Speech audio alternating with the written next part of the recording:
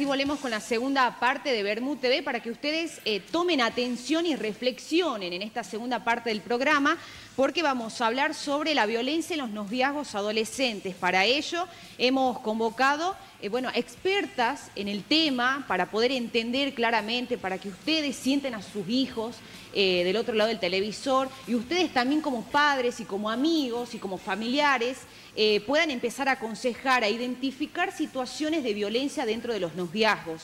Para eso invitamos a la presidenta del Colegio de Psicólogos de la provincia de Salta, Irma Silva. Gracias, Irma, por venir. Está también Julieta Rivera, del área de promoción de equidad de la mujer dentro del Ministerio de Derechos Humanos. Está la presidenta del Observatorio de Violencia contra las Mujeres del Gobierno, María Laura Postiglione. Está la abogada Patricia Aguirre, además colaboradora de la Fundación Volviendo a Casa. Y también está la psicóloga, jefa del departamento del área psicosocial de la municipalidad, Silvana. Así que vamos a hablar con todas ellas sobre esta cuestión. La primera consigna para empezar a reflexionar junto a ustedes tiene que ver cómo se identifica que un joven o una joven está viviendo una situación de noviazgo adolescente violento. Irma. Bueno, primero, la primera reflexión que me cae, gracias primero por la invitación, ¿no? Y un panel tan lindísimo de mujeres.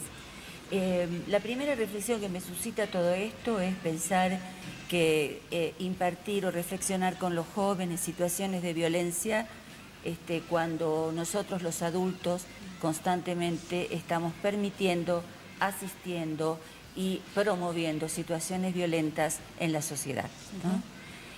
Dicho esto, comentar también que debemos de aprender también de otros países que han podido ir soslayando, viendo algunas otras cuestiones en temas de promoción y de prevención, cómo se tratan estas cosas, ¿no? Porque cuando ya llegamos a hablar de noviazgos violentos y cuestiones donde afecta la integridad física de las personas, ya estamos llegando demasiado lejos, ¿no? Demasiado lejos en el tiempo, ¿no? Fíjate que voy a tomar algunos países, voy a tomar a Canadá, que en muchas cosas nos parecemos, en otras no, pero fíjense en esto, que han hecho programas de educación sobre, concretamente basados en este tema para el cual nos convocaste, promoción, ¿sí?, de los temas de dificultades en las parejas de adolescentes y de jóvenes. Lo interesante que trabajaron en los conocimientos, en las creencias, en las actitudes, en las prácticas, en general sociales y particularmente de grupos adolescentes, ¿sí? El tema es el siguiente: no solo ha sido la disminución importantísima que se ha tenido en los casos de consultas y de investigación a través de observatorios, de la disminución de conductas violentas entre las parejas, sino también lo que ha sido el cambio de las habilidades sociales, el tema del tratamiento de la ira, es decir, cuestiones que tienen que ver todas con la educación. Claro. Y estos proyectos fueron trabajados a lo largo del tiempo y se hicieron seguimientos importantísimos, se hicieron monitoreos durante años. Obviamente cuando las acciones son sistemáticas, concienzudas, donde se trabaja sobre los errores y trabajamos sobre aciertos y le damos la participación a los jóvenes que se deben, obviamente vamos a tener mejores resultados. Pero aquí los jóvenes son los menos escuchados, ¿no? Bien, Julieta, cuando uno tiene que empezar a hablar sobre violencia en los noviazgos adolescentes, ¿tiene que empezar a desterrar la idea del amor romántico o no tiene nada que ver? Totalmente tiene que ver, es la raíz de todo este mal que va. El mito del amor romántico es el hijo predilecto del patriarcado, ¿no? Este sistema de organización en donde hay roles ya muy definidos, quién domina y quién obedece, y el mito del amor romántico cala muy hondo en los adolescentes, en todas nosotras también, adultos también, ¿no? Hay como ciertas reglas de juego en la cual cada persona que forma parte de un noviazgo, puede ser mujer, varón, varón, varón, mujer, mujer, esto no exime a ningún tipo de otra relación, tiene roles asumidos, sabe lo que tiene que hacer, cómo se tiene que comportar, y en estos roles se filtra la violencia. y encontramos manifestaciones de violencia psicológica, física, sexual, y en este punto, bueno, la licenciada que bueno, tiene hay de razón, alguna ¿no? manera hasta un violómetro, diríamos de alguna manera, claro, que comienza con los celos, Sí, después con situaciones de bueno, agresión física. Los celos es algo que hay que desterrarlo completamente, pero hay que comenzar a trabajar en una idea principal, que el celo no es demostración de amor. Que yo esté controlando a mi pareja, a mi novio, a mi novia, no significa que la estoy queriendo o que la estoy protegiendo. Simplemente estoy ejerciendo un control de su tiempo, de su cuerpo, de su sexualidad, de todo. Y eso, bueno, eso todavía está muy instalado como demostración de amor. Es increíble, yo todavía me sorprendo de escuchar en las capacitaciones que brindamos, al final de toda la charla que uno estuvo hablando sobre los tipos y modalidades de la violencia contra las mujeres y las niñas, por ejemplo, se acercan siempre 2 o 3 chicas a preguntar con mucho temor, con mucha vergüenza, ¿no? Siempre en privado, a preguntarnos, por ejemplo, si el novio le revisa el celular, si eso es violencia. Claro. O si el novio la agarra del brazo y las amarronea, si eso es violencia. Bueno, ahí le quiero preguntar a Silvana, porque hubo un informe que hizo la municipalidad en el 2016 en los barrios, bueno, preguntando sobre esta cuestión de la violencia en el noviazgo. Me llamaba la atención porque los jóvenes, los adolescentes, identifican situaciones de violencia, pero la naturalizan como propias de un noviazgo. ¿Cómo es la situación actual? ¿En cuánto se ha avanzado de aquel informe, Silvana? Mira, en realidad el informe se hizo a finales del 2016 y se abordó diferentes temáticas, una de las cuales era la violencia en el noviazgo y otra de las cuales era la sexualidad en el adolescente. Y otras temáticas más de este tiempo, que es bullying, grooming y el tema de la drogadicción. Ahora, lo que nos llamaba muchísimo la atención de ese informe era que con respecto a la sexualidad, la estadística dio que una muestra aproximadamente de 1000 alumnos, que el 80% de los alumnos necesitaba, ávidamente necesitaban, y lo explicaban, lo decían en las preguntas de la encuesta, educación sexual. Necesitaban personas que sean conocedoras del tema y que los capaciten. Y a su vez, lo más importante y realmente triste que evidenciaron las encuestas fue que un 61% de los chicos habían conocido, entre comillas, situaciones de interrupciones de embarazos. Conocían o habían protagonizado, ¿no? Seguramente. Nosotros no preguntamos si habían protagonizado, porque todos iban a contestar que no. Pero la pregunta fue bastante leve, digamos, si conocían casos, y mucho más de la mitad dijeron que sí. O sea, estamos hablando de abortos ilegales. Estamos hablando de un 61% de chicas en peligro de muerte. Chicas de entre 14 y 16 años. Bueno, cifras, la verdad que alarmantes, que las conocemos, porque cuando empezamos a hablar del tema del aborto, estas cifras saltan inmediatamente. Laura, cuando dos jóvenes viven una relación de noviazgo violento, ¿va generando para su vida ciertos patrones negativos a futuro que los puede volver a repetir? Yo creo que sí, lo importante, como hablábamos recién, es poder a tiempo detectar esto como una situación de violencia y no como algo propio del noviazgo y del amor que siente mi pareja por mí, digamos. Lo bueno por ahí, cuando hablamos de todo esto, es que cada vez se va hablando más, sobre todo a través de los medios de comunicación. Y bueno, por ejemplo, en la línea 144, en el año 2016, nos contaban que habían recibido 4000 llamados de menores de entre 25 y 18 años, que son por ahí las edades más hechos de casos de noviazgo.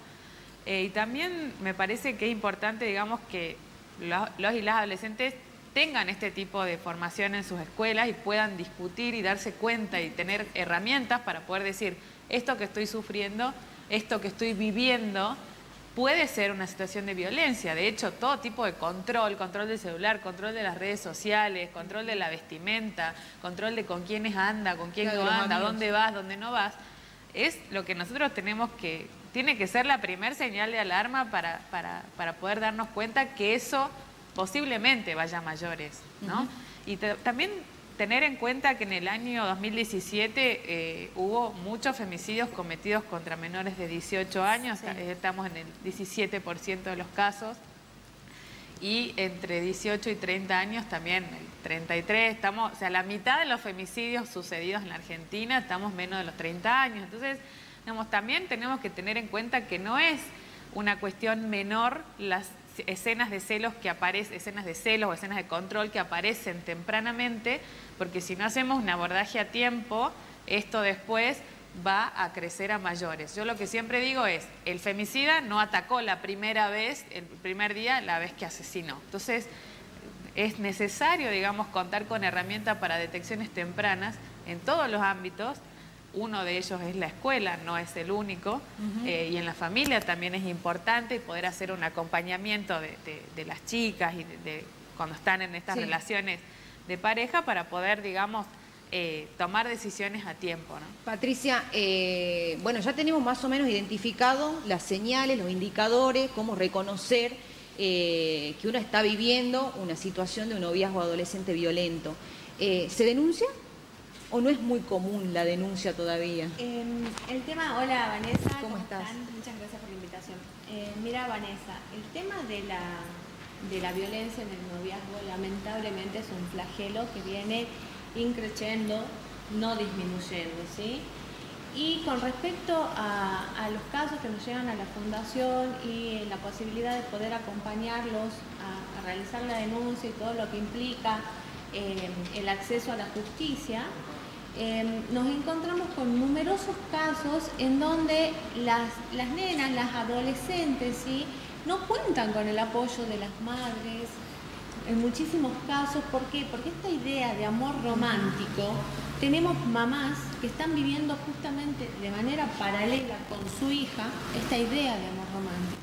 Entonces, a veces cuando logramos realizar la consulta de manera, la consulta jurídica, ¿no?, de manera conjunta, porque le decimos lo necesario que es que esté el tutor, el padre o la madre acompañando en esta situación, tenemos justamente esta situación de incomprensión del progenitor de que cómo va a denunciar determinada situación. Entonces es cuando nosotros realizamos un abordaje conjunto, ¿sí?, con el equipo interdisciplinario de la Fundación, porque vemos una alarma terrible al ver de que la niña, la adolescente, no tiene a dónde recurrir.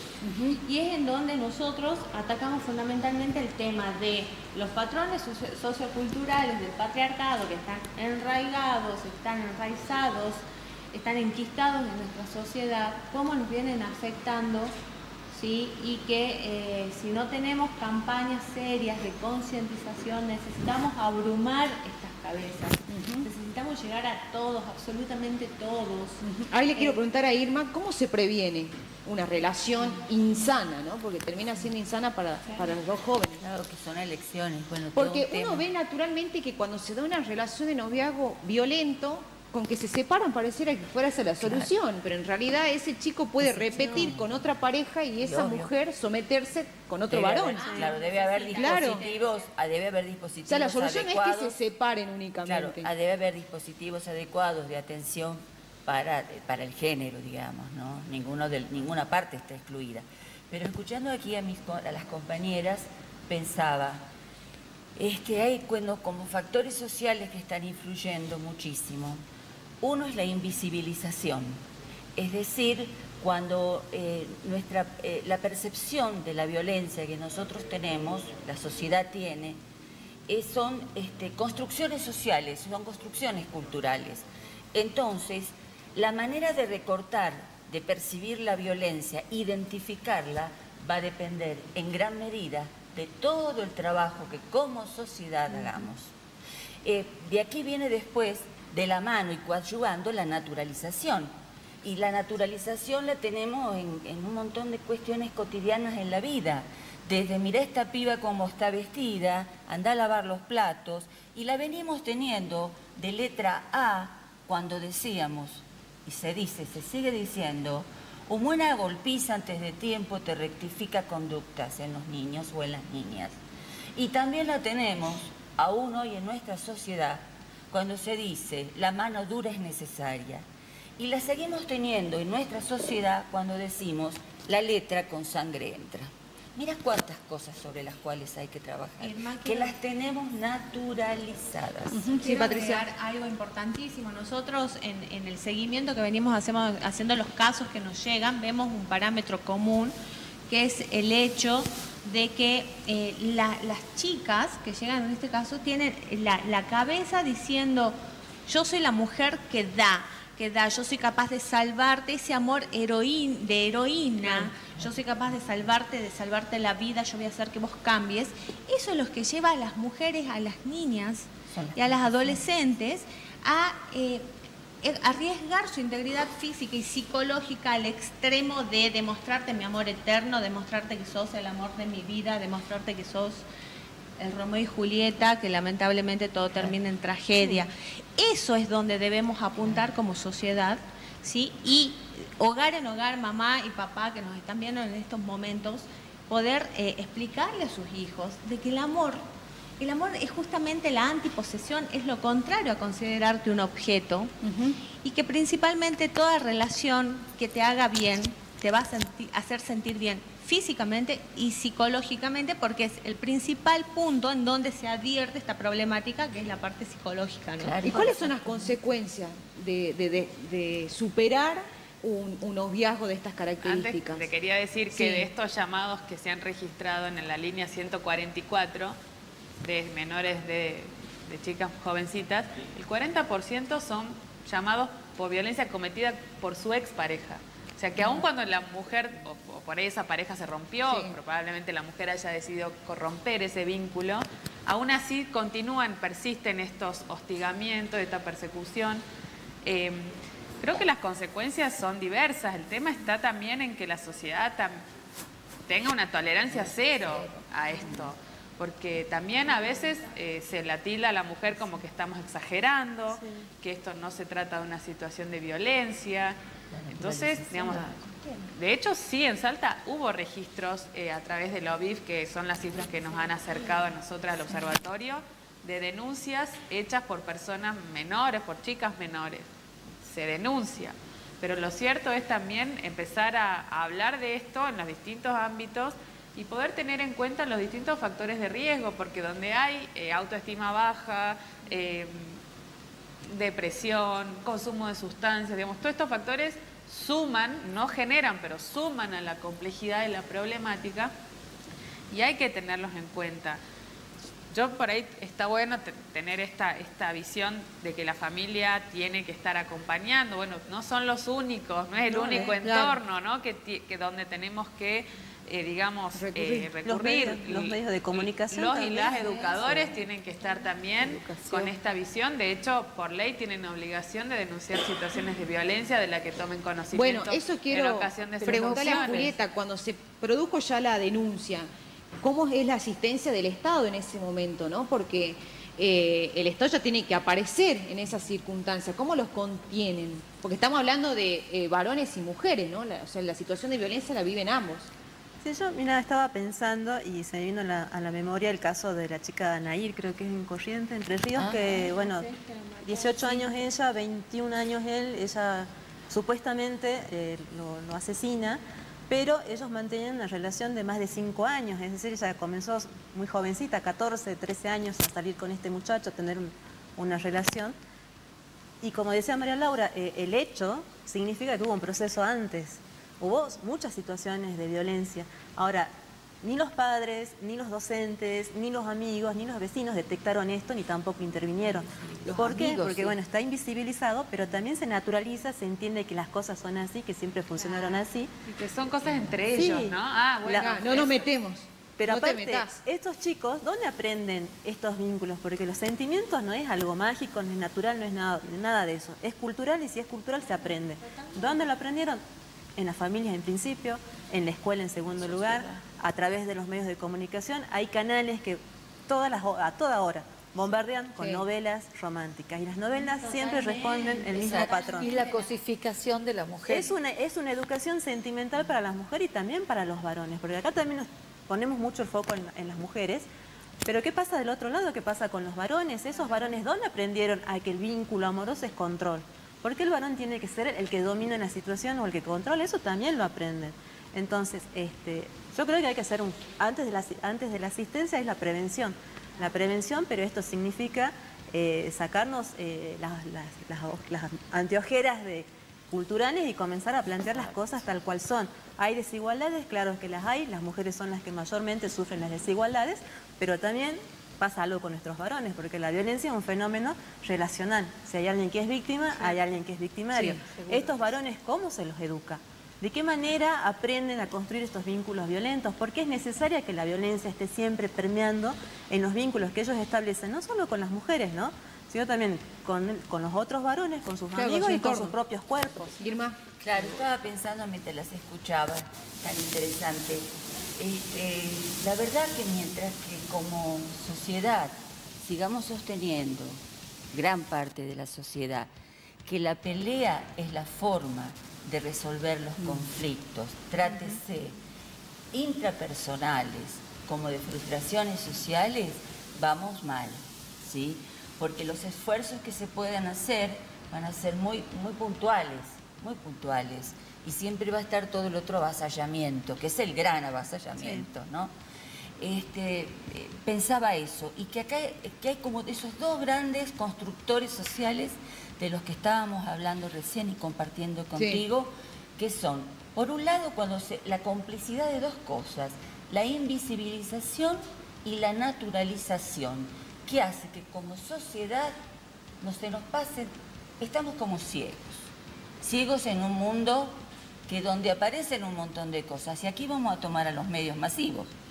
Porque los medios masivos de comunicación, muchos de ellos, no todos, porque no se puede generalizar, pasan de manera insistente, permanente, hechos de violencia, ¿no?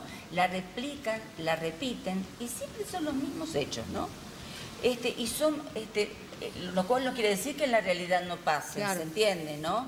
Pero también somos replicados, y son dispositivos puestos a disposición de estas cuestiones. Porque no hay dispositivos mediáticos, o hay muy poquitos, como estos, por ejemplo, estos espacios, donde tiene que ser espacios reflexivos. Mira, nosotros estamos haciendo una experiencia puntual, pequeña, desde el año pasado, en el municipio, que son cosas de mujeres. Cosas de mujeres tienen que ver con espacios que habilitan, que quieren habilitadas por las mujeres. Es decir, ¿dónde te gusta reunirte? ¿En tu casa? A tu casa vamos. ¿En una plaza? En una plaza. ¿En una biblioteca? A una biblioteca. Sí. Nos llaman. Pero no vamos con el rótulo violencia de género. Ahí van apareciendo todas las problemáticas, digamos, que se padecen desde el género, ¿sí? Puede haber desde el maltrato a la falta de solidez, ¿no?, y de congruencia de muchas de las cuestiones de los mandatos familiares, ¿no?, a lo que yo digo más no lo que yo hago. Entonces, todas esas cuestiones hacen a que, no sé, desde nuestro pequeño y humilde lugar, me parece que son esos grupos de insistir en escuchar al otro. Y de eso padecemos de ceguera y de sordera. Bien, Silvana, la última que le pido, un mensaje para los padres. Exactamente, de eso quería hablar. El último mensaje. El mensaje para los padres sería empezar a desnaturalizar, lo cual es muy difícil desnaturalizar, porque lo tenemos como metido en los genes en este momento. Y el mensaje sería, en realidad, quizás para los padres poder empezar a ver a esos chicos, a mirarlos, a observar, a comunicarse y a poder modernizarse. De pronto, nosotros desde la municipalidad también, como decía Irma, enfocamos espacios y tratamos de reunirnos en centros vecinales, en los SIC de la ciudad, para convocar a padres y madres a escuchar sobre estos temas. Y primero, que únicamente van las madres. Y segundo, que realmente tienen grabado a fuego este legado de cultura patriarcal que hace que piensen de que no, que nosotros tenemos que ser así, de que la nena tiene que salir, no, pero tiene que salir vestida de una forma para que el muchachito no la cele o no la agreda. Entonces el mensaje para los padres sería empezar a involucrarse en los espacios que le brinda el Estado especialmente y empezar a dialogar desde un lugar, ponerse a la altura del adolescente para dialogar desde el lugar de mamá, desde el lugar de papá. Bien, último, Laura. No, y finalmente ahora estamos iniciando una investigación desde el observatorio para indagar sobre las nuevas formas de ejercicio de violencia, que es a través de medios informáticos, a través de los celulares, de redes sociales, el sexting, mandar fotos, se mandan fotos y se amenazan con publicar estas fotos, estos videos. Entonces, también estar muy atentos y atentas los padres y las familias en estas formas nuevas de ejercicio de violencia. Bien, gracias Laura por venir. Patricia, licenciada Silvana, Irma y Julieta, bueno, son parte del primer panel para hablar sobre noviazgo adolescente violento. Vamos a hacer, siempre lo hacemos habitualmente, una parte 2 como para ir avanzando, ¿no? Esta es como la introducción a esta temática. Todo lo que ha pasado a lo largo de esta hora y media de programa lo han vivido a través de las redes sociales en vivo, o sea que lo pueden volver a reproducir, y también estamos en los canales de YouTube que lo van a empezar a ver martes, miércoles y jueves con fotos, con todo el material, todo el resumen de este lunes de feriado en vivo, pero cargadísimo de información. Nos reencontramos el próximo lunes a partir de las 5:30 de la tarde. Que terminen en su día.